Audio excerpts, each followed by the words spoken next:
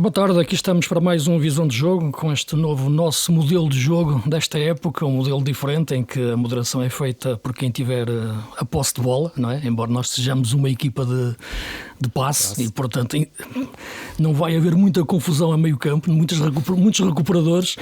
Temos o número 10 que joga com classe, mas está hoje fora do estudo à distância, que é a Sofia. Tudo bem, Sofia? É verdade, boa tarde a todos aqueles que nos estão a acompanhar. E aqui o capitão da equipa, o Jorge Maia, não é? Para organizar o jogo e diretor do jogo, portanto, sim, as duas coisas. Para falar com o árbitro, se for preciso. Para falar com o árbitro, se for preciso, só tu é que podes falar com o árbitro. Ok, eu estou aqui, interrompi a gravação do Huracan Belgrado, que eu estava a ver com atenção, para ver ali o número 10 não é bem o número 10, é mais um 8 livre do Huracan. Não vou dizer o nome porque depois não tenho comissões e nenhuma. É que depois vai toda a gente vê-lo. Eu ando a falar nela há bastante tempo.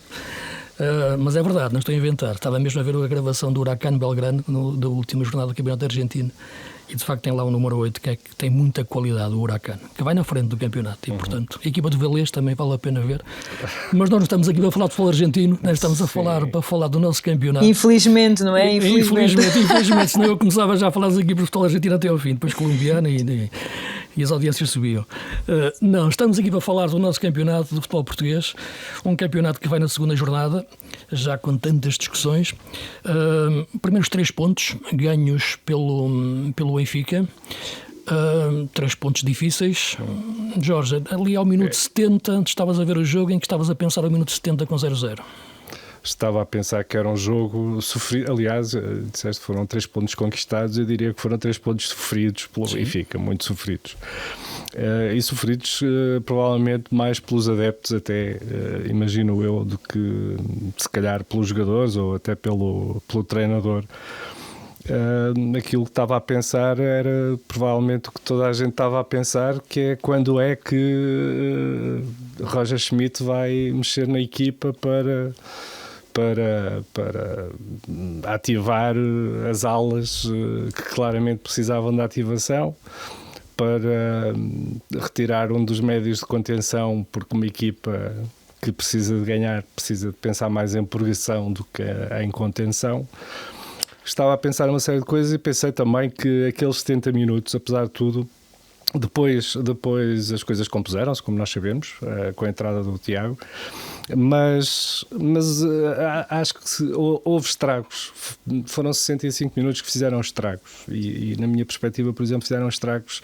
Não sei se são estragos definitivos, se podem ser resolvidos, mas... por exemplo, na relação entre o João Mário e os adeptos, e acho que é um pouco injusto para os jogadores. Nós falamos disso algumas vezes quando falávamos sobre a seleção e sobre o europeu. É um bocadinho injusto para os jogadores serem mal servidos pelo sistema em que jogam, serem mal servidos pelo treinador e depois receberem a ira dos adeptos. E depois também terem reações que se calhar não são as melhores quando saem e que transformam essa relação ainda mais difícil. E acho que esse tipo de estragos, que aqueles 65 minutos de insistência no mesmo sistema usado como o Famalicão provocaram na equipa, são estragos que eram desnecessários. Era fácil, ou relativamente fácil, de ver o que é que o Benfica precisava. Roger Schmidt acabou por o ver. E as coisas acabaram por se resolver de uma forma que eu acho que todos nós antecipávamos que pelo menos seria mais fácil resolvê-las dessa forma. Também é o que te parece, Sofia? O que é que estavas a pensar ao minuto 70 daquele Benfica Casa Pia, 0-0 nessa altura? Bom, eu acho que Roger Schmidt não tem sido muito criativo no que toca a esta temporada, e quando eu falo de criatividade falo do facto de, se calhar, antes da temporada começar, todos nós termos perspectivado um Benfica Casa Pia com 0-0 aos 70 minutos e o estádio em ebulição porque o treinador não mexia na equipa ou porque a exibição não estava a ser a melhor, e parece que Roger Schmidt tem seguido este guião que nós todos já perspectivávamos desde o início da temporada, com uma derrota a abrir, com um empate até muito tarde no jogo frente ao Casa Pia em pleno Tribunal da Luz, e isso tudo, acredito eu, poderia ter sido evitado através de 2 pontos. Primeiro, se Rui Costa não tivesse ficado com o treinador, mas aí é o que é, e foi decisão do presidente do Benfica, e em segundo, se Roger Schmidt tivesse de alguma forma percebido o que se tinha passado na temporada passada e quisesse dar a volta ao guião. Mas eu não me parece que ele queira, porque não me parece que ele acredite noutro tipo de futebol. Roger Schmidt é este treinador, Roger Schmidt joga desta forma e não vamos ver nada de diferente, acho eu, a não ser as características que os jogadores concedem ao jogo e ao sistema de Roger Schmidt. Mais uma vez, parece-me que o Benfica, apesar de ter outro tipo de intencionalidade para jogar pelo corredor central, vi um Benfica mais astuto, mais intencional a jogar por ali, com muita participação de Pavlidis, João Mário e Aursnes, como sabemos, muito metidos pelo meio, mas o Benfica a conseguir furar ali as costas dos médios do Casa Pia, em muitos momentos, mas depois também uma nota para a linha defensiva do Casa Pia, com vários jogadores num bom plano, João Goulart, também José Fonte e José Lotites, que com uma missão diferente do que tinha no Braga, José Fonte até apareceu num melhor plano, porque é completamente diferente fazer uma abordagem, uma equipa como a do Casa Pia, com todo o respeito, do que ter as tarefas que tinha no Sporting Braga, e foram esses 3, na minha opinião, esses 3 defesas centrais que muitas das vezes controlaram Pavlidis, que controlaram também Bresciani, e que conseguiram contrariar o facto de o Benfica querer furar muito ali pelo corredor central. Eu acho é que a partir de certa altura tornou-se fácil para o Casa Pia. O Benfica foi pouco criativo, não teve muito plano B, muito plano A bola entrava ali, mas criou perigo sobretudo através de remates de meia distância, não necessariamente por ter entrado com a bola controlada pela grande área do Casa Pia, e depois tornou-se mais ou menos fácil para o Casa Pia conseguir juntar, conseguir defender-se bem e sair aqui e ali muito pouco, mas aqui e ali, sobretudo através de Larrazabal, que faz uma exibição bastante interessante. Eu acho que o Casa Pia foi algo curto ao longo da partida. Tenho noção de que o Casa Pia tem, porventura, um dos plantéis mais limitados desta Primeira Liga. Não é um clube que tenha muita diversidade, mas sobretudo ao Benfica cabia mandar no jogo, cabia ser persistente, cabia ser criativo, e mais uma vez nada disso aconteceu. Daí ter dependido da entrada de Tiago Gouveia e de 2 momentos de inspiração individual superlativos para abrir o marcador e depois ampliar a vantagem.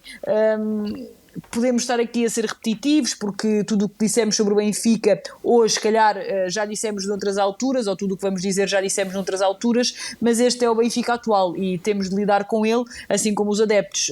Não se espera nada de novo de um treinador que diz que ia olhar para os erros do passado, mas que eu acho que não acredita que tenha cometido assim tantos erros. Sim, eu acho é que ele agora poderá ter a oportunidade de olhar para os acertos do presente, para os últimos 20 minutos. E os acertos do presente em jogos do nosso campeonato contra equipas tipo Casa Pia, em que basicamente são equipas de bloco médio-baixo, ou baixo mesmo, e a equipa grande, neste caso o Benfica, sempre em ataque continuado. Os acertos tiveram muito a ver com algo que eu falava aqui a semana passada, que é juntar Marcos Leonardo e Pavlidis na frente de ataque, como terá que ser visto, não lado a lado, terá que um jogar em torno do outro, mais Marcos Leonardo em torno de Pavlidis, ter um desequilibrador de faixa, que neste caso foi o Tiago Gouveia. Noutros dias poderá ser o Di Maria, duvido que sejam 2 ao mesmo tempo, porque terá que haver ali um sistema assimétrico, com um dos médios, ou de um dos alas ser o falso ala para ser terceiro médio. E porquê? Porque eu acredito que o Benfica possa jogar com o meio campo a 2 e Cockchu possa ser um 8 que possa também ser 10, isto é, em 4-3-3 ou naquele 4-2-3-1 que havia Rafa, por exemplo, Cockchu era claramente ali um 8 mais fixo. Eu acho que ele pode, criando essa nova dinâmica de jogo dentro do meio campo do Benfica, com Florentino atrás, não faz sentido ter Florentino e Barreiro, o Cockchu poder ser um 8 com liberdade para ser muitas vezes 10 durante um jogo. O que é que isto significa? Porque já falei das faixas, já falei da zona central do meio campo e já falei do ataque. Um Benfica em 4-4-2. Eu penso que o Benfica do campeonato, para o nosso consumo interno nesta dimensão, deve e pode, ou pode e deve, a ordem das coisas aqui é arbitrária, jogar em 4-4-2. Acho que resgata as alas, com um ala mesmo, um extremo, e não tanto com a questão dos laterais, que já vimos que são insuficientes para dar essa profundidade e largura. Resgata o meio-campo e tem a presença no ataque de 2 homens que eu acho que são imprescindíveis: o tal homem de área, que é o Pavlidis, e o Marcos Leonardo, que acho que é um craque que não pode estar a aquecer o banco tanto tempo. Por isso eu acredito que talvez o próximo jogo, vamos ver, o próximo jogo volta a ser em casa com o Estrela da Amadora. Exatamente. Que é uma boa equipa, que dá vontade de ver, até pela forma até como contra-ataca, mas não sei o que é que vocês pensam. Eu lanço muito a ideia como solução um Benfica em 4-4-2 para muitos jogos do nosso campeonato deste tipo. Outros jogos, a dimensão europeia, os clássicos, isto são outras coisas para a gente falar, mas nestes jogos 4-4-2, não sei o que é que vocês acham. Sim, eu acho que sim, acho que era uma boa solução. A dúvida é sempre com o Roger Schmidt perceber exatamente até que ponto é que as convicções dele são ou não são. Sim, eu não estou a entrar dentro, eu estou a falar por mim agora. O que Roger Schmidt vai pensar, se calhar o que é que diz a Sofia, fica mais preso ao passado. Exatamente. A questão, quando pensamos no Benfica nesses termos daquilo que era o ideal para a equipa render mais, tem sempre a ver com essa dificuldade para descodificar o pensamento de Roger Schmidt em relação às opções que toma. Mas sim, eu acho que esse seria um sistema muito mais adequado para uma equipa que tem que procurar a vitória do que o sistema que tem sido usado mais frequentemente neste início da época. Acho que mesmo, por exemplo, 4-1-3-2 muitas sim, vezes. Eu acho que, por exemplo, o papel do Aursnes não foi devidamente vincado no jogo por causa do Tiago Gouveia, mas também ele marca um gol, também ele faz uma assistência. Ele cresceu muito também com as mudanças que foram introduzidas naqueles últimos 20 minutos. E percebe-se que o Aursnes com um sistema de jogo diferente, lá está, que o sirva melhor, volta a ser o jogador que conhecemos, com muito mais preponderância ofensiva, com muito mais movimento ofensivo, capacidade para levar a bola à frente com perigo. Portanto, sim, se os últimos 20 minutos tivessem servido de dar lição para Roger Schmidt, essa possibilidade que colocas, acho que era uma forte possibilidade, sim. O que é que achas, Sofia? Queres pegar na bola? O que é que achas? Eu tenho algumas dúvidas sobre isto, porque depois do jogo do Famalicão eu acho que ninguém perspectivava que Roger Schmidt olhasse para o jogo do Casa Pia e a única substituição que fizesse fosse a troca entre 2 defesas centrais. Foi exatamente isto que Roger Schmidt fez, e por vezes nós estamos dentro das nossas cabeças, com as nossas ideias, mas é necessário olhar para o treinador. E eu acho que Roger Schmidt, lá está, batendo um pouco com aquilo que fui dizendo há pouco, acho que Roger Schmidt não acredita que seja assim tão enganado. Não consigo ver de outra forma, porque de outra forma tinha desfeito o pivô do meio campo com Florentino e Leandro Barreiro, tinha olhado para João Mário e para Aursnes e tinha percebido que só um dos dois poderia jogar. Já desde a época passada que se percebe, por exemplo, que João Mário acrescenta muito mais ao jogo do Benfica no duplo pivô do que propriamente a jogar na meia esquerda ou na meia direita, e ao dia de hoje eu continuo a ver Roger Schmidt insistentemente a colocar João Mário numa das alas não, meia esquerda ou meia direita, lá está. Sim, mais ala, como eu acho que essas... Exatamente, mas eu acho que essas coisas são coisas tão simples para a maioria das pessoas, ou para as pessoas que não estão dentro da cabeça de Roger Schmidt, que o que eu acho é que se ele repete tanto este tipo de dinâmicas, este tipo de opções, é porque ele só pode acreditar muito. E porque achas que vai manter esta forma de jogar? É isso? Que vai manter? Mas esta ideia que eu te estava a lançar e que estava a lançar em relação ao Benfica de 4-4-2, não te parecia uma ideia mais... Com dois avançados. Com 2 pontas de lança, assim, o Marcos Leonardo e o Pavlidis, ter um ala puro, um Tiago Gouveia ou Di Maria, isso depende depois das características que o jogo, aquilo que era do jogo e que o adversário exija, e a questão de coque show 8 e desfazer aquele médio centro, aquele duplo pivô Florentino Barreiro. Luís, repara que os 2 primeiros golos do Benfica, apesar de Tiago Gouveia já estar em campo, surgem sobretudo de 2 momentos de pura inspiração individual. Digo isto porquê? Porque o cruzamento de Tiago Gouveia, não se pode dizer que a zona de onde Tiago Gouveia cruzou tenha sido uma zona conquistada arduamente pela equipa do Benfica, ou seja, não havia grande vantagem de Tiago Gouveia, nem foi o Benfica que arranjou ali uma zona preferencial para Tiago Gouveia colocar a bola na cabeça de Pavlidis. Foi uma bola extraordinária. extraordinária de Tiago Gouveia. Mas a questão é que já era esse tipo de jogador que já lá estava, já não era João Mário, já era um tipo de flanqueador e um tipo de jogador diferente. Eu concordo com isso. Não é? O ator que lá estava, aquela casa tática já estava a ser habitada por um ser que respira lá como extremo e não por um ser que respira lá como médio. Isso faz a diferença, não é? Eu concordo com isso, eu só acho é que isto vai ao encontro da tal teoria, ou seja, da tal ideia que nós passamos aqui inúmeras vezes, que é de que o Benfica não é uma equipa, o Benfica é um conjunto de jogadores à espera que as suas características individuais possam sobressair num coletivo que não existe. Eu acho que essas equipas estão sempre mais longe do sucesso, porque o Tiago Gouveia, por acaso, e porque é um jogador muito resiliente, eu acho que tem de se dar aqui uma nota ao Tiago Gouveia, porque é um jogador muito chato, no bom sentido. O Tiago Gouveia é um jogador que poderia estar com um pé e meio fora do Benfica. Já na temporada passada, sempre que foi chamado por Roger Schmidt, foi muito chato, porque ele marcava golos, porque ele agitava o jogo, porque ele dava assistências. Bagunça as opções, não é? As opções ficam bagunçadas. Completamente, Luís. Nós estamos aqui perante um craque geracional, nada disso. Não é nada disso. Simplesmente eu acho que é um jogador mas que tem tal jogador que faz a coisa que a equipa compor. precisa, faz aquilo que a equipa precisa. É o jogador que dá a resposta, que a equipa a pergunta que a equipa está a fazer ao jogo e não consegue responder, ele vai responder pelas características que tem. E é isso que eu acho, enfim, eu percebo o que vocês dizem em relação ao Schmidt e àquilo que é o lado mais, eu diria, mais granítico das ideias do Schmidt, que não se move, não é?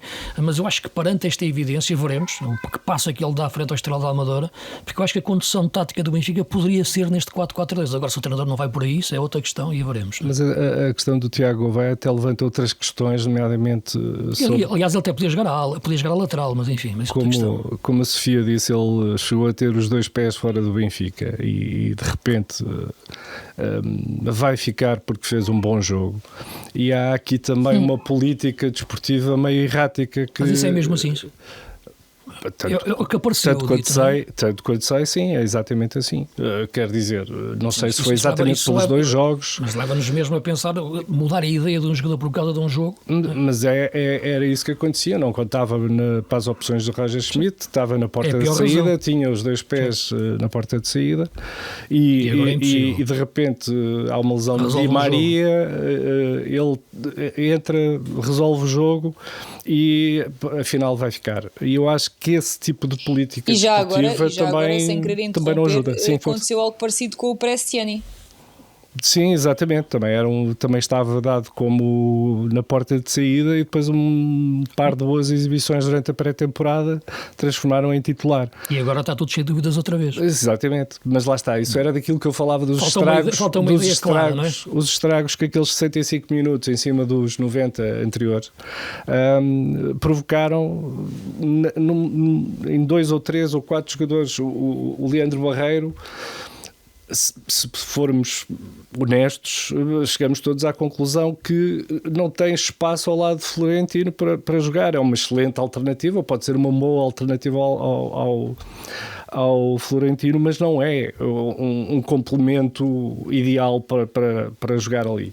O Prestiani, depois de 2 jogos em que tentou, em que se esforçou, em que procurou a bola e tentou procurar agitar as águas, a verdade é que não conseguiu, acaba por sair. E eu acho que aqueles 3 jogadores que saem do Benfica, mais o João Mário por causa da reação que teve, aqueles 3 jogadores que saíram, ficaram um bocado com o peso de serem o problema. Já estás a entrar aí dentro do balneário, já mais que no relevado já estás a ir para o balneário, não é? Para a sensação do próprio jogador. O próprio jogador se sente, de repente claro eu saio, a equipa resolve-se. Penso, o problema era eu. Não era. A questão é o lugar onde ele estava. O Carreiras entrou muito bem. O Carreiras entrou muito bem. Aliás, todas as substituições, mesmo a de Carreiras, que foi forçada pela lesão do Best,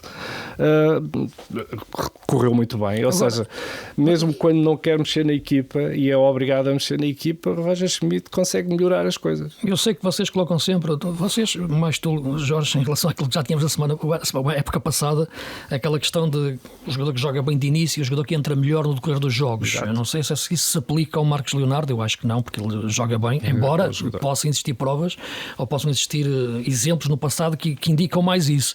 Porque eu acho que juntar Marcos Leonardo e Pavlidis para uma equipa grande e para o Benfica Benfica fazia todo o sentido.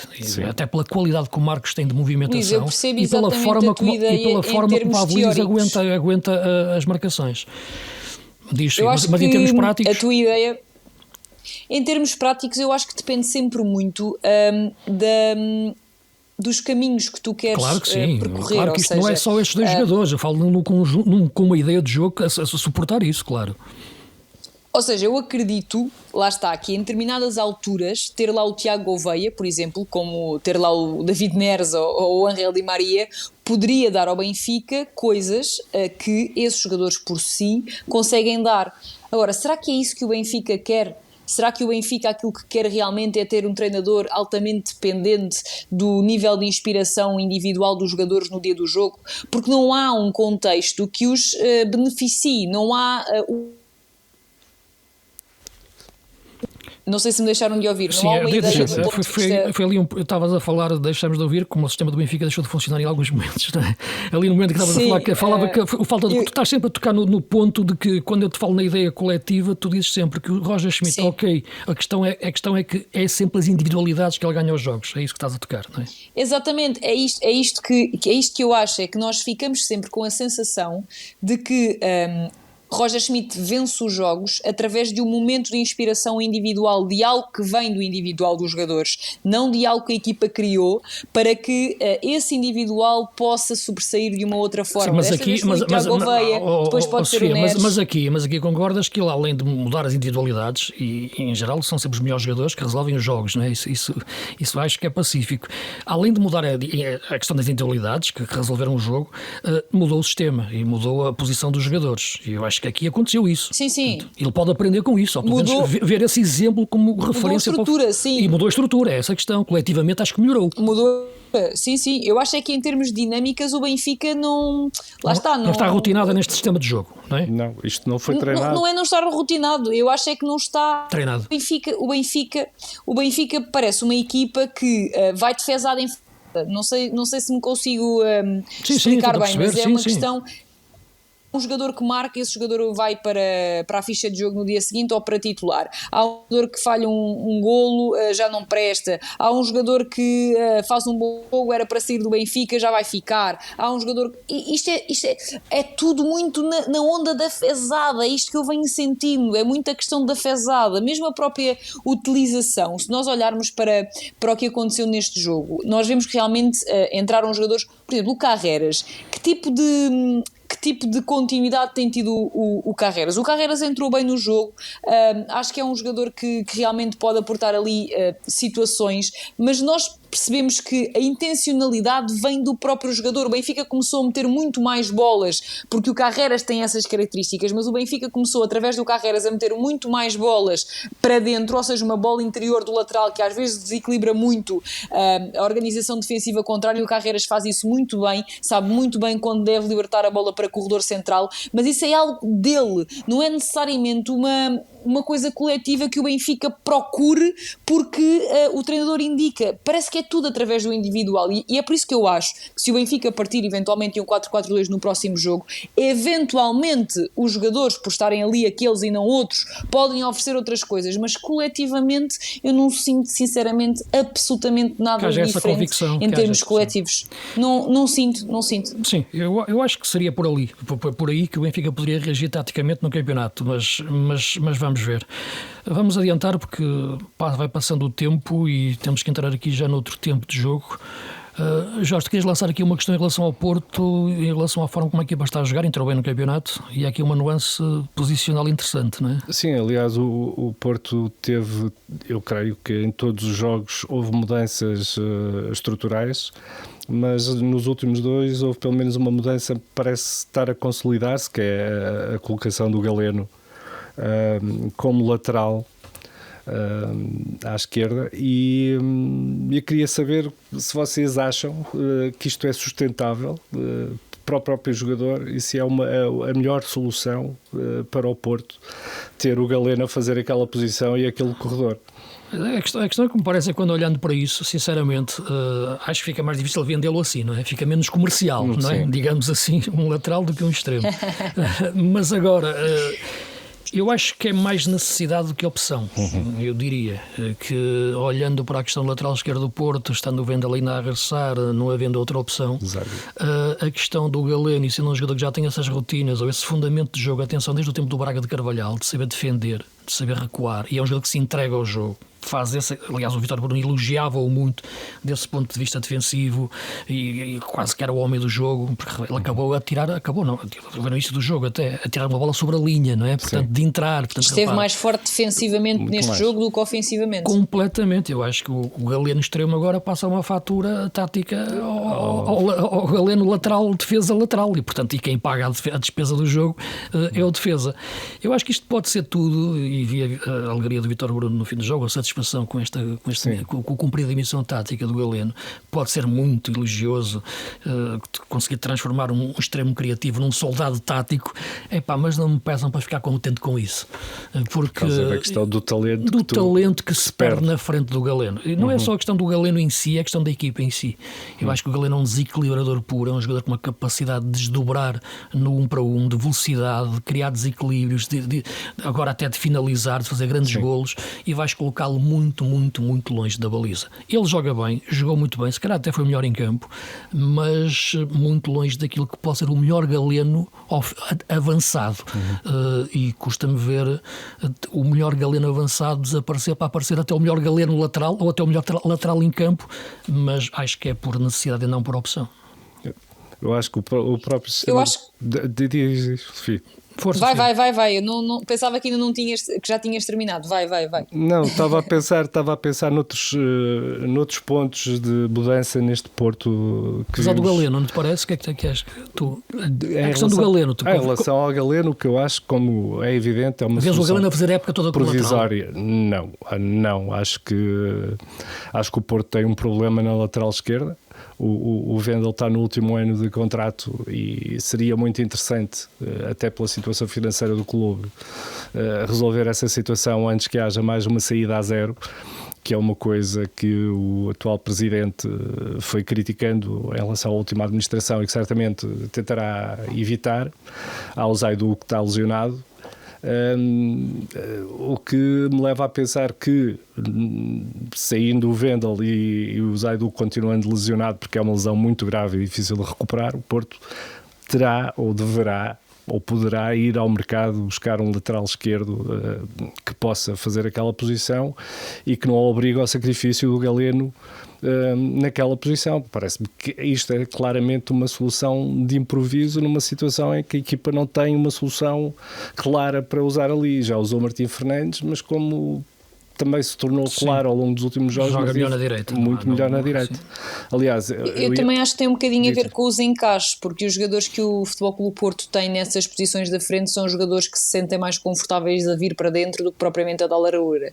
Eu acho que isso pode, neste caso, fazer com que Vítor Bruno pense ainda mais nesta solução de Galeno, porque é um jogador que naturalmente já dá essa largura, porque teres ali Van Rijmen ou Namazo é saberes imediatamente que tens dois jogadores que se sentem mais confortáveis em situações de, ou seja, não sim, tão abertos, não é? Sim, e foi o Namazo neste jogo que jogou mais ali na meia esquerda, não é?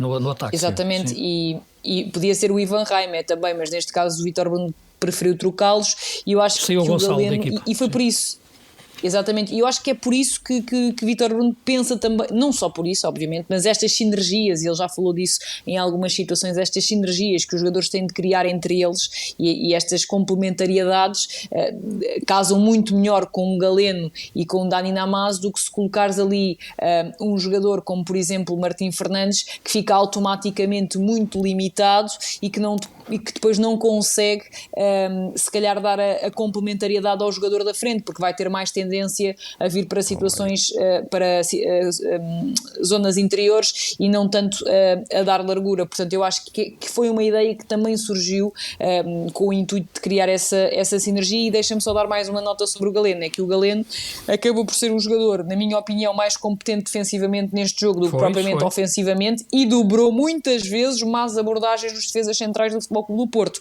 Ou seja, são dois centrais, o Otávio ainda está a crescer, o Zé Pedro, na minha opinião, muito limitado em várias situações, e o Galeno salvou muitas vezes, na minha opinião, fazendo coberturas defensivas exímias, salvou muitas vezes abordagens menos conseguidas dos defesas centrais do Porto. É verdade, embora eu creio que isso aconteceu mais depois de Porto estar em vantagem, porque, por exemplo, esta colocação do Galeno ali também envolve risco, não é? Porque o Galeno sobe, de facto. É muito rápido é muito rápido de recuperar, mas foi precisamente por ali que o primeiro lance de muito perigo. Que aquela defesa do Diogo Costa, sim. Foi por ali, Gabriel Silva ganha ali o corredor facilmente.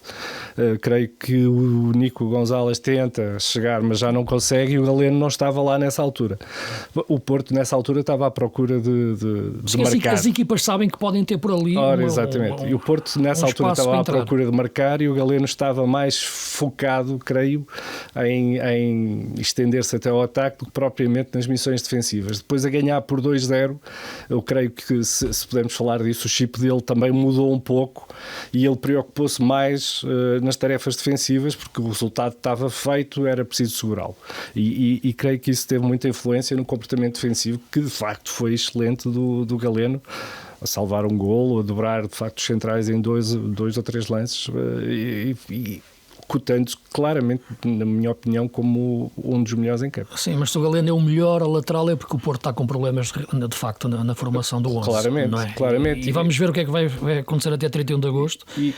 O André ontem falava, o presidente André Vilas Boas, falava nos jogadores que pretendia, mas que rapidamente saíram do negócio por causa do valor, mas acredito que na parte final do mercado seja possível um deles ou outro, porque há de facto claramente a questão do central, que o Porto necessita, e na frente de ataque, porque saiu o Evanilson agora, não é? Sim, é verdade. Sim, Fernando Barro voltou a demonstrar, na minha opinião, que é curto para o nível do Futebol Clube do Porto, sim. E acho que as próprias opções de ataque desta vez no Porto limitaram, por exemplo, o Martim Fernandes, que estava a crescer muito, tinha um entendimento, parece-me, muito bom com o Gonçalo Borges, e creio que perdeu essa referência, e este não foi o melhor jogo de Martim Fernandes de todo. Sim, o que eu acho é que estas primeiras 4 jornadas ainda vão ser muito diferentes daquilo que vamos falar ao longo da época em relação aos 11 de Porto e Benfica, sobretudo esses casos, não é? O Porto ainda mais, porque necessita claramente de reforços nestas posições. O Benfica, em face das dúvidas existenciais que aqui estávamos a falar, que existe, e que eu acho que a solução internamente passava por esse 4-4-2, mas aquela equipa que me parece de facto mais sólida a todos os níveis é o Sporting, volta a ser o Sporting, até na forma como procura contratar os jogadores cirurgicamente, e acredito que nesta exibição no Nacional, Sofia, deram-te uma prenda a ver o Daniel Bragança. A época passada eu aqui era quase apedrejado todas as semanas, porque queria o Daniel Bragança na equipa muitas vezes, no lugar do Morita. Queria Yulman e Daniel Bragança, e era apedrejado aqui pelo João Ricardo Pateiro, um abraço para ele também, e pelo Jorge Maia, porque achava que aquilo ficava muito, muito levezinho no meio campo. Eu acho que aquilo fica levezinho, mas fica a andar mais depressa e com mais qualidade, tendo o Yulman também. Eu acho que em muitos jogos o Daniel Bragança deve jogar, e acho que neste jogo esteve muito bem em campo, não achas? Sim, eu acho que o Bragança fez uma boa exibição, que se explica além do golo que marcou, que foi um golo de belo efeito, mas numa altura em que o Nacional já estava também exatamente com a língua de fora e de braços para baixo, porque realmente foi um resultado muito castigador. Eu acho que o Daniel Bragança o que dá essencialmente ao meio campo do Sporting é uma gestão de ritmos diferente, porque é um jogador que consegue gerir bem quando é preciso guardar, juntar a equipa, pausar um pouco mais e depois também acelerar, porque ele coloca muitas bolas entre linhas. O Pote fez uma exibição espetacular, foi muitas vezes encontrado por Daniel Daniel Bragança, e nesta nova dinâmica de Rubén Amorim, com Pote ali muitas das vezes na zona atrás dos médios, a ligar numa zona que lhe é também bastante confortável. Eu acho que o Pote está a fazer um arranque de campeonato espetacular, e eu sou insuspeita para falar porque critiquei muito Pedro Gonçalves em alguns jogos da temporada passada em que ele fazia sempre o seu golinho, mas que se sentia que poderia dar mais ao jogo. Eu acho que o arranque de época do Pedro Gonçalves está a ser muito, muito bom, e eu acho que neste jogo em particular Daniel Bragança foi importante para o encontrar várias vezes, para meter aquele passe vertical, no fundo para acelerar o jogo. Acho que o Daniel Bragança está mais confortável com o que Rubén Amorim lhe vai pedindo, nomeadamente até no ataque à linha defensiva contrária e nas compensações, quando os jogadores vão fazer determinadas posições, ele sabe onde tem de se colocar, ele está mais inteligente a movimentar-se sem a bola em ataque posicional, é um jogador que está sem a bola, exatamente, mas não a defender, a atacar. Pois. Eu acho que Diz, Sofia. Pois a questão que ia colocar é mais essa, porque muitas vezes, quando vi aquele jogo, imaginei, quero ver o Sporting sem Ullmann, não é? No Nacional, um campo pequeno, mais uma equipa que joga bem. Este Nacional joga bem no sentido do que é o futebol português, de, às vezes promover duelos, os 3 segundas bolas, e aquele meio campo sem Ullmann se ia ficar mais light, mais soft, digamos assim. E eu acho que a equipa retirou o jogo desse território de estilo para jogar em posse, lá está. Aliás, o Rubén Amorim sempre fala no Daniel Bragança, sempre fala nele como uma solução para um problema que está a acontecer durante o jogo. Nunca fala muito nele como um jogador para um plano para o início do jogo. E ele fala muitas vezes que precisávamos ter mais posse, metia o Dani. Precisávamos de controlar melhor o jogo e arrefecer o ritmo, metia o Dani. Não é? Portanto, ele pensa muito nisso, dessa maneira. Pelo menos é o que me parece, nunca falei com o Ruben sobre isso. Mas a verdade é que neste jogo ele começou de início e a equipa não perdeu agressividade no meio campo. Não, embora eu acho que também é justo dizer que, usando um lugar comum do futebolês, que foi um jogo com 2 partes distintas. O Sporting, apesar de tudo, teve algumas dificuldades durante a primeira parte. E como o Rubén... Mas não tu achas que foi mais na largura, no controle da largura? Eu acho que foi no controle... controle... o Nacional metia a velocidade. Sim. O Luís Esteves bem no meio campo a fazer passos, e depois rápido, os extremos rápidos a criarem perigo. O golo do Nacional que nasceu assim, em velocidade. E eu acho que há uma coisa que o Rubén Amorim diz depois na conferência e com a qual eu concordo, que é todos os momentos importantes do jogo caíram para o Sporting, porque aquele golo do Nacional, se não tem aquela resposta imediata do segundo golo do Sporting, não sei se não podia transtornar um pouco mais a vida do Sporting. Aliás, eu acho que as 3 equipas grandes nestas 3 vitórias, todas elas passaram por momentos de alguma dificuldade. É verdade que o resultado final do Sporting desmente um bocado esta afirmação. Mas o que estás a dizer é que podiam ter começado a perder. Podiam ter começado com mais dificuldades. Mas as outras equipas, ditas pequenas, tiveram as suas oportunidades antes, exatamente. E houve dificuldades. Mas depois cada jogo tem a sua história. Sim, e depois o penalti logo no início da segunda parte, acho que desmorona completamente o Nacional, e depois embala o Sporting para aquela exibição. Toda a gente podia ter marcado. O Rubén Amorim também disse que devíamos ter marcado mais golos, e deviam. O Gyökeres perde 2, o Pote tem pelo menos mais uma grande oportunidade. Acho que depois, na segunda parte, com aquele penalti logo a abrir, o Nacional desmoronou-se. A forma como o Jenny Katam rouba a bola no lance do quarto golo junto à linha mostra que os defesas do Nacional e a defesa do Nacional já não estava em jogo. Sim, mas vamos aqui pensar numa coisa. Sofia, mas deixa eu pensar aqui numa coisa e também diz-me a tua opinião. Que é, pensando no Sporting, mantendo o meio campo a 2, para jogar o Daniel Bragança, entre Morita e Ullmann, como é que se esquematiza aquilo? Eu acho que depende um bocadinho dos jogos também. Sim, claro, ok. Por exemplo, essa é a resposta, o Nacional mas em concreto. Vá lá, agora o próximo jogo do Sporting é... o Sporting na próxima semana vai jogar fora a Faro, não é? Imaginas em Faro, naquele campo pequeno em que o Mota mete o jogador, gosta de atacar profundo, bolas longas para as costas dos defesas, meio campos a morder. Um meio campo com Dani Morita? Não, precisa de Ullmann aqui.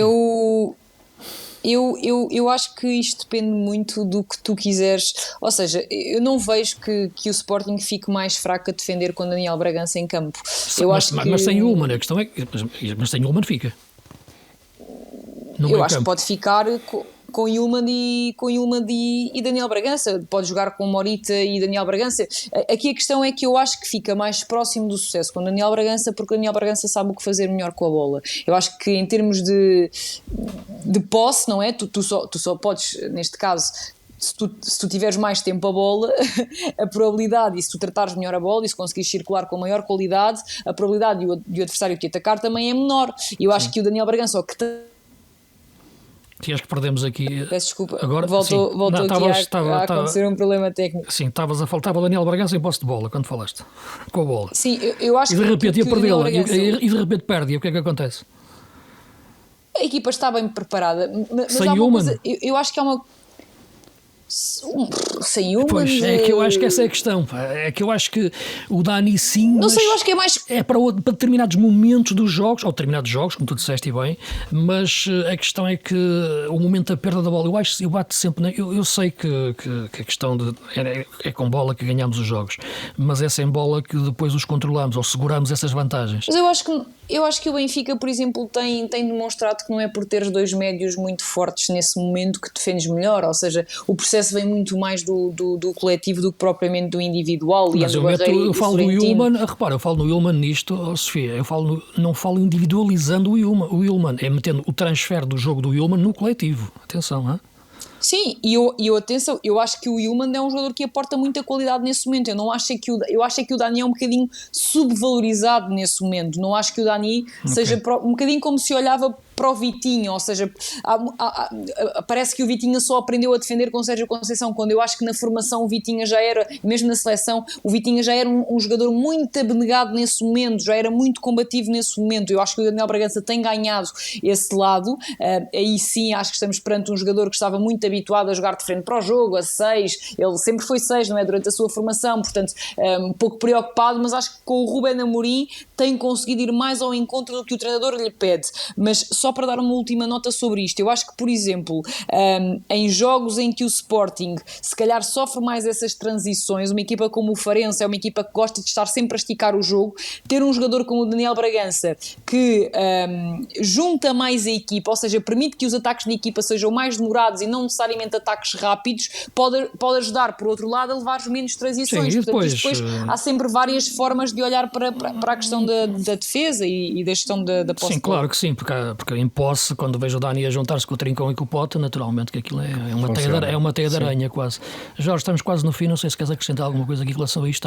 Não, em relação à discussão dos médios do Sporting, sim, nem por isso, queria só acrescentar uma coisa que me parece evidente, é que desta vez o selecionador nacional vai ter muitas dificuldades para ignorar o Pote, o Trincão, com o arranque de temporada que estão a fazer. Daqui a 2 semanas há uma convocatória e desta vez parece-me vai ser mesmo muito difícil justificar uma eventual não convocatória de Pote e Trincão, pelo menos. Sim, mais a questão, e dar também uma nota para quem do Pote. Diz. Diz, Sofia, o que é do dar lateral? Dar também uma nota para Kenda. Sim.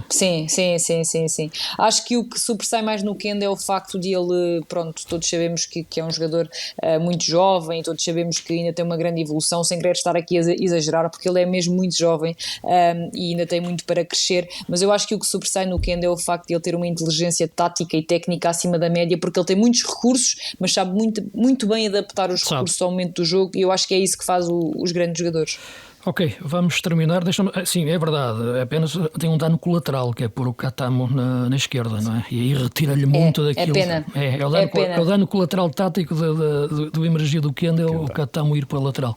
Continuando a falar do campeonato e olhando para outras equipas e olhando para aquilo que pode ser, além de naturalmente os clássicos grandes, o Braga já se mete sempre nessa luta, despediu o treinador, meteu o Carvalhal e já conseguiu algo que foi importante, que eu acho que foi decisivo, não é? Que foi vencer na Suíça o Servette, e ontem num jogo sempre complicado, embora com o Boa Vista está num problema complicado, não é? Em termos de clube, não é?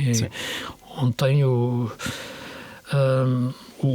Cristiano Bacci, o treinador, no banco tinha apenas jogadores sub-20, sub-21, portanto teve ali que tentar mexer na equipa sem ter armas para mexer, conseguiu dar luta ao Braga, mas de facto é problemático. Mas é um Braga que renasce um pouco com o Carvalhal, não te parece? As ideias de jogo, é claro que é pouco tempo, é verdade, mas... como diria alguém, se há um dedo do Carvalhal neste Braga, para já se calhar é um dedo mindinho ainda, não é um dedo muito, muito assertivo. Aquilo que se nota, por outro lado, é mesmo acho que uma melhor organização, uma capacidade maior de luta, não vejo propriamente grandes diferenças. Eu acho que os jogadores reagiram. Exatamente. Aquele momento entra no balneário o treinador, os jogadores reagem. E perceberam que têm que estar do lado dele. Exatamente, e acho que é mais por aí que o Braga tem conseguiu estes 2 resultados que são muito importantes numa fase em que tem que jogar de 3 em 3 dias e que tem que garantir também a presença nas competições europeias. Essa já está garantida, não é? Portanto, o Braga mesmo perca agora, vai para a conferência. Não será claramente a mesma coisa, não é isso que está nos planos do que é mais hipótese de ganhar até. Nunca se sabe. Sim, nunca se sabe. Sim, reticências. O Chelsea não vai para lá, precisamente. Acho que sim. Sim, aliás, o Chelsea jogaria com o Braga. Jogaria com o Braga, sim. Exatamente. Portanto, a Liga Conferência também já tem equipas complicadas. Mas sim, muito importante a entrada do Carvalhal nesse sentido, no sentido em que me parece que abanou um bocado com a equipa no sentido anímico. E conseguiu os resultados mais do que as exibições, que sinceramente não achei particularmente acabadas e particularmente conseguidas.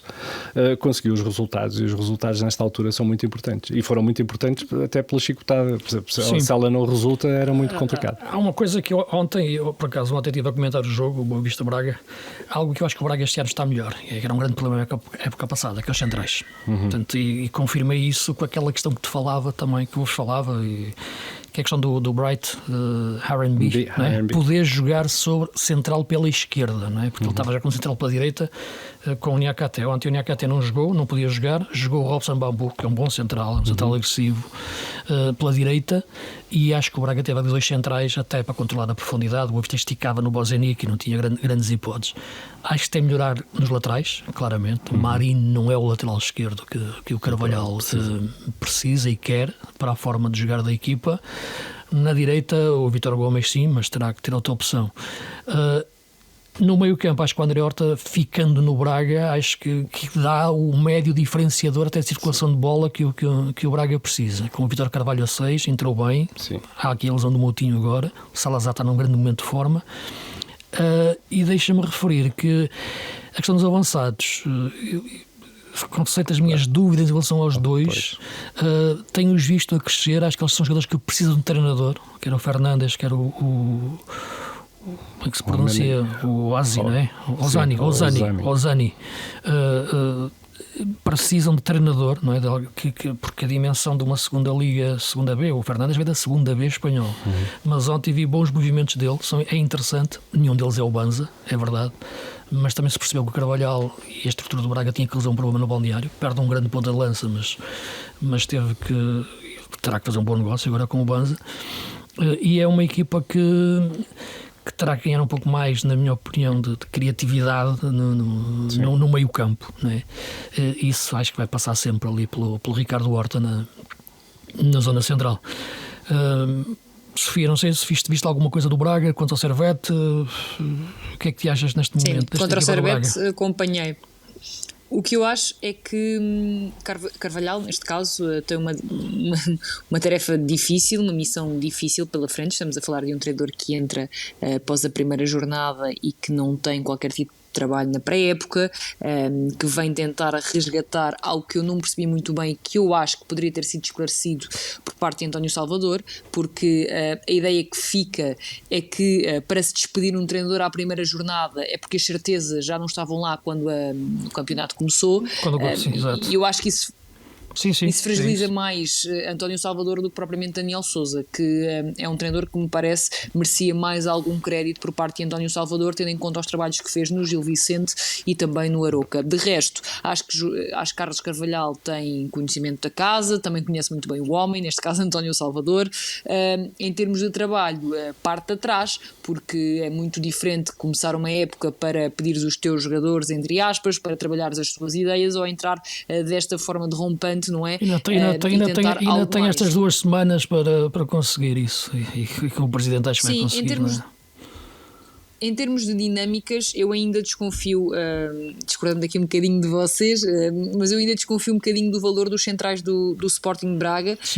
Acho que o Bambu deixou algumas deficiências. No Aroca assustou-te um bocadinho. No Aroca assustou-me um bocadinho o ser muito propício para o erro, não que não tenha bons apontamentos, mas na minha opinião é um central que vai de 8 a 80 muito rapidamente. Até admito que desconfiei da contratação, porque me parece que foi uma contratação pedida na altura por Daniel Sousa e não esperava que Daniel Sousa escolhesse Bambu para trazê-lo, para levá-lo neste caso para Braga.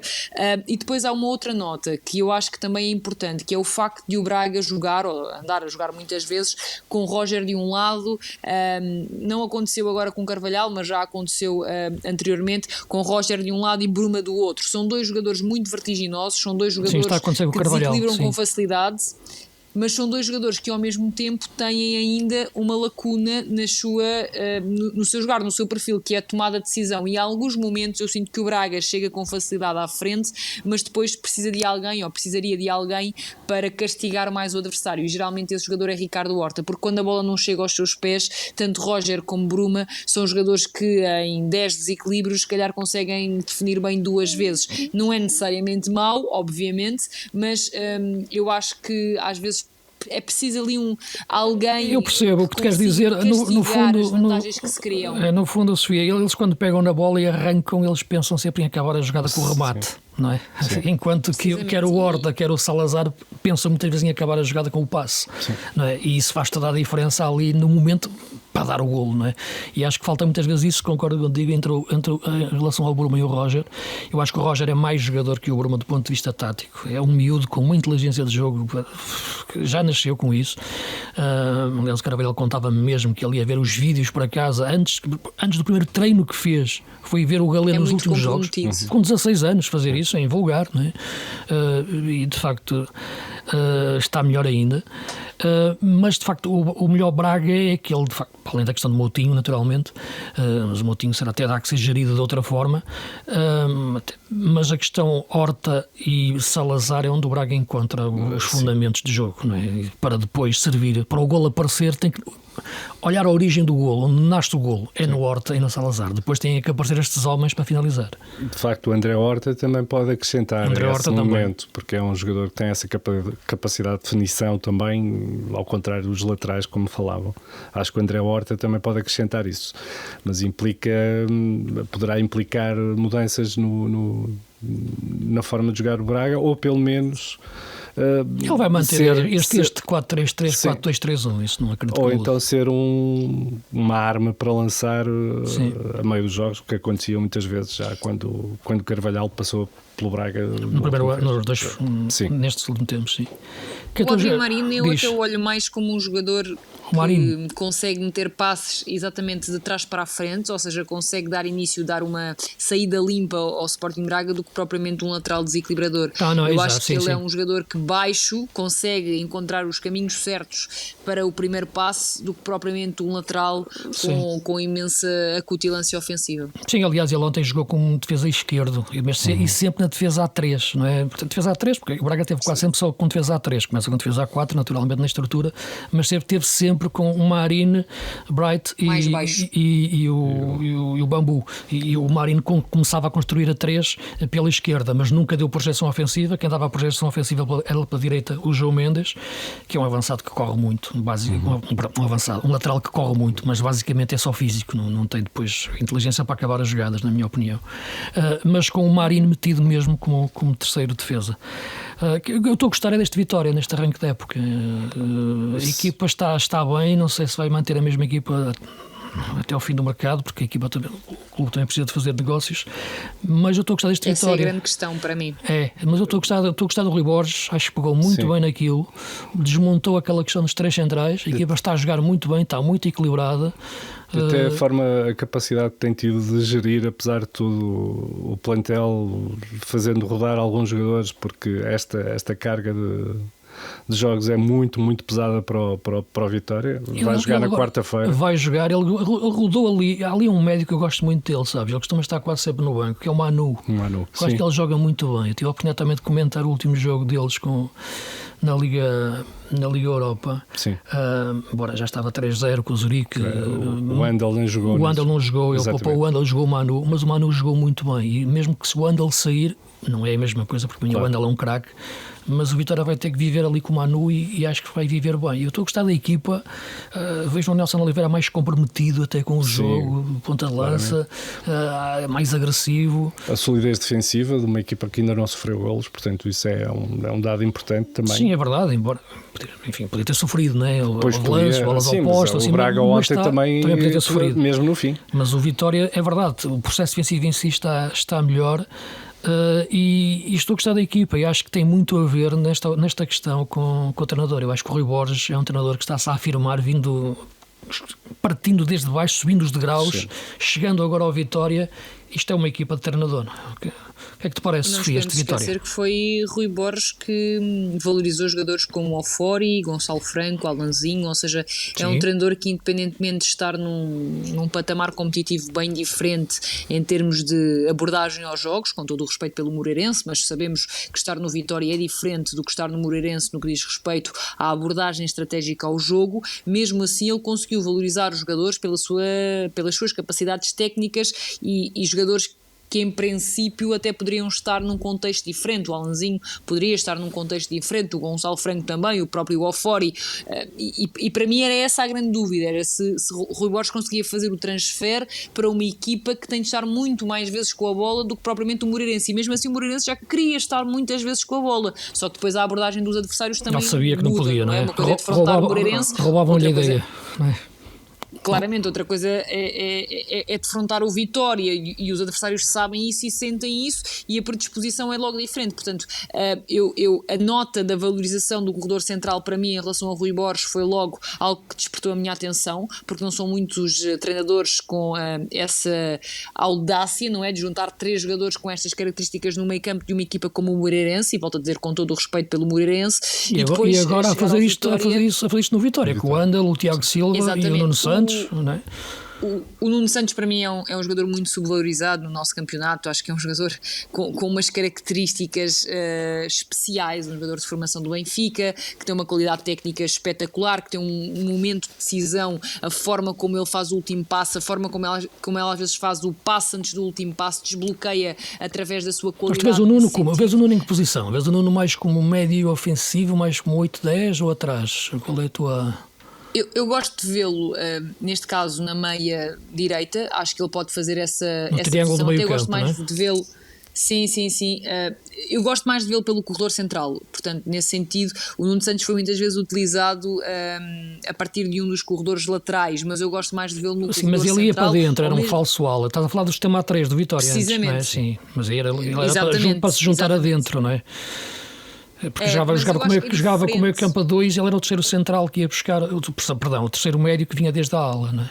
Ele, o Passos Ferreira, com o César, chegou algumas vezes a jogar a 6 até. O César chegou a metê-lo a 6 em alguns momentos. Sim, eu acho é que o Nuno precisa de estar mais tempo dentro. Sim. Mais em corredor central do que propriamente, porque quando tu jogas como médio ala, falso médio ala, digamos assim, o que acontece muitas vezes é que, ok, tu vens para dentro, mas vai sempre haver momentos, vão sempre existir momentos em que tu vais ter de dar largura quando fazes os contramovimentos e também tentas compensar às vezes o movimento de um lateral. Há sempre ali algum momento em que tu vais ter que dar largura. Eu acho que o Nuno Santos não é para andar tão afastado da baliza, acho que ele precisa andar em corredor central para se associar, para conseguir meter o passe, para enquadrar os médios. Ele é muito inteligente nessas tarefas e, na minha opinião, em Portugal não há muitos médios como Tomás Endel. Estamos fartos também aqui de elogiar, sim. Mas de facto ele é muito merecido. O Vitória já é uma equipa grande. Se estivesse Sim, mas se calhar se o Tomás Endel estivesse num grande, se calhar já se falaria dele para a seleção, porque às vezes para levar jogadores que jogam na Arábia Saudita, com todo o respeito, mas eu tenho de dizer isto, mais valia levar um Tomás Endel. Sim, não, aí a questão não é jogar na Arábia Saudita e sobretudo como é que jogam na Arábia Saudita, não é? Não é só estar na Arábia Saudita, é como estão a jogar na Arábia Saudita. Sim, é o nível competitivo, ponto. É o nível, exatamente. É isso, é mesmo, não há como fugir a isso, não basta ver os jogos, não há hipótese. E isso tem um transfer depois, não consegues mudar o chip rapidamente quando vens depois para a Europa. E custa muito ver, neste por caso, exemplo, para a seleção. o Tomás a evoluir e se calhar a ter poucas oportunidades nesse sentido, porque eu tenho a certeza que se ele estivesse no Sporting, no Porto e no Benfica, falar-se-ia mas era de certeza absoluta para esse patamar já, porque ele é muito bom. Vamos só aqui para acabar falar de uma coisa, porque das coisas que mais me custa ver no futebol é desperdiçar talento, não é? E neste caso, não, desperdiçar do talento é por ele próprio muitas vezes, ao João Félix, não é? Fala-se na questão dele ir agora para o Chelsea, não sei se é melhor, se é a pior opção, quero é vê-la jogar. Eu ontem também vi um pouco do jogo do City com o Chelsea e vi que naquele meio campo do Chelsea eu imaginei, se calhar ele aqui cabe, não é? Porque ele estava a jogar com o meio campo, e tu também acho que viste o jogo, Sofia, estava a jogar com aquele meio campo com Caicedo, Lavia e Enzo Fernandes, não era? Sim. E eu imaginava, mas é que o Félix caiba aqui a jogar como segundo avançado nas costas do Jackson. Não sei se é mais o meu desejo do que de querer ver finalmente o João Félix a jogar ao nível que tem do que aquilo que é a realidade e terá dificuldade. Ele tem um bom treinador, o Chelsea, o Maresca, que acho que respeita esse talento, não é? O que te parece, Sofia? Jorge? Posso... Não, tu, Jorge, força. Sim, acho que o problema do Chelsea para o João ou para qualquer jogador neste momento, se calhar, é mesmo a quantidade de opções que o Maresca tem e que vai ter que resolver e que vai ter que decidir. É uma equipa que tem neste momento 43 jogadores e, portanto, não pode ser e vai ter que resolver. E a chegada do João Félix eleva o número para 44. E eu não consigo perceber muito bem o que é que o Maresca vai fazer com aquela gente toda e o que é que o clube vai conseguir fazer ainda com aquela gente toda. Para o João, o Chelsea já não foi um lugar muito feliz, está de volta a um lugar onde não foi muito feliz, se calhar é um bom sinal. Acho que ele podia resultar muito bem no futebol inglês, tenho essa ideia há muito tempo e se calhar podia resultar em qualquer futebol. Acho que vai depender muito dele, da capacidade que ele vai ter para assumir definitivamente isto como provavelmente a sua última oportunidade. Mas concordas que é mais a vê-lo como segundo avançado e não encostá-lo outra vez à esquerda? Sim, não, acho que como segundo avançado, sim. Era onde poderia ser mais útil e até crescer também para a seleção nessa posição. Mas temos de estar todos céticos, não é? Porque a história do João ao longo destes últimos anos obriga-nos a ser céticos. Normalmente tem bons arranques, teve um bom arranque no Chelsea, teve um excelente arranque no Barcelona, mas depois ao longo da época vai desaparecendo das equipas, vai desaparecendo das decisões. E eu acho que ele precisa disso, precisava de uma época em que fosse, se calhar até nem começasse tão bem, mas que fosse mais regular, um jogador mais útil durante toda a época, a ver se desta ele consegue finalmente. É que ficamos aqui na questão de perceber se o problema é ele, se é a equipa onde está ou se é o treinador que tem. Por qual é várias equipas? Uma das as três juntas? O que te parece, Sofia? Eu diria que sim, eu diria que há aqui sempre cota parte de culpa de tudo, não é? Da opção do jogador, do treinador, da ideia de jogo. Não dá para dissociar, não dá para que a culpa morra solteira em nenhum dos exemplos, porque tudo influencia, não é? No futebol tudo acaba por se associar. O que me parece, e concordando um pouco com o Jorge, é que em termos de opção de carreira, não é a opção de carreira que nos deixa mais extasiados a achar que é desta que o João tem aqui um grande passo. E se quando ele estava no Benfica e foi para o Atlético de Madrid, talvez pela sua idade, pelo entorno, pelo contexto, não tinha muito a arriscar nesse contrato que assinou com o Atlético de Madrid, nesta altura da sua carreira, e sabendo também que é difícil para ele ter todo o controle da situação, porque ele era jogador do Atlético de Madrid, ainda é, isto não foi oficial, eu não sei, eu esperava um pouco mais, porque o Chelsea tem sido um cemitério de treinadores, de bons treinadores, aliás, e de bons jogadores, e tem um dono, não é? Que parece que está a jogar FM. E isso deixa-nos sempre um pouco de pé atrás, porque não necessariamente pelo talento do João, e eu até acho, concordando com o Luís, que o Maresca é um treinador que pode aproveitar o seu talento. Agora, tudo, mais uma vez, tudo se associa no futebol. No último jogo frente ao City ficaram 15 jogadores de fora da convocatória. Portanto, 15 dos jogadores ficaram de fora. E tudo isto tem de influenciar. É impossível que não influencie o dia-a-dia dos jogadores, é impossível que não influencie as suas cabeças, e até o próprio treino, não é? A própria predisposição para o treino e o trabalho diário. Eu acho que é uma opção muito arriscada por parte do João numa fase da sua carreira em que ele precisa dar passos mais assertivos, mais precisos do que propriamente passos que possam flutuar demasiado. Agora, também é verdade que ele, se jogar com continuidade, se jogar com as funções corretas, pode surpreender-nos a todos, porque tem talento para tal. Já agora, Maresca, independentemente de eu o ver como um treinador competente, surpreendeu-me por ter jogado com Lavia e Caicedo lado a lado. Exato, e com o Enzo Fernandes mais adiantado, porque o Enzo precisa de... O Enzo precisa, na minha opinião, pelo menos o Enzo precisa ter mais papel na construção para se ver o seu grande potencial, não é? Penso que sim. Vamos vendo ao longo da época. Ficámos por aqui. Esta semana já temos outra vez Play-off da Champions, Liga Europa, Liga Conferência. Mais importante esse jogo da Liga Conferência, porque o Braga mesmo... esperando que o Braga chegue à Liga Europa, mas se lhe acontecer algo de mal, fica na Liga Conferência. É importante que o Vitória entre na Liga Conferência para o nosso ranking, para o nosso e para o Vitória, sobretudo, naturalmente.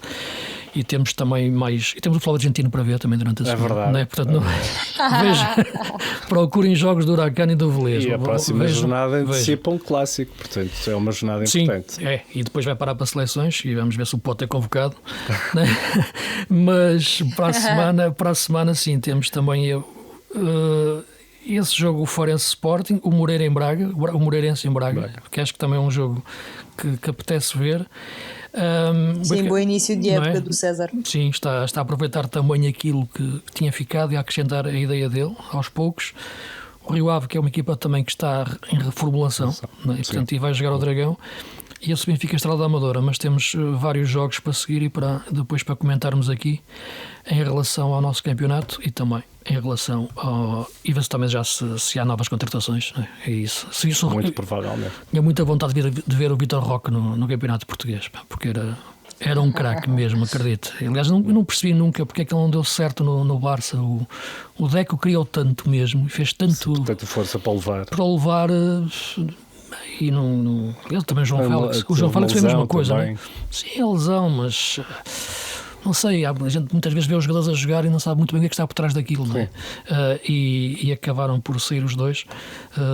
E portanto, eu acho que no caso do João Félix, eu imaginava que se não dá certo ali, não vai dar em lado nenhum, não é? Porque acho que ali com o Barça, com o Xavi, mas não deu.